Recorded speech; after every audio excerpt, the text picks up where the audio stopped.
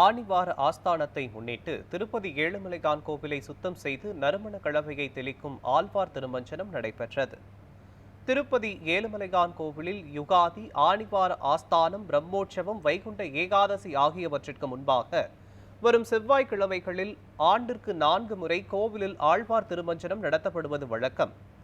அதன்படி நாளை ஆணிவார ஆஸ்தானம் நடைபெறுவதை முன்னிட்டு திருப்பதி ஏழுமலையான் கோவிலில் இன்று ஆழ்வார் திருமஞ்சனம் தொடர்கிறது.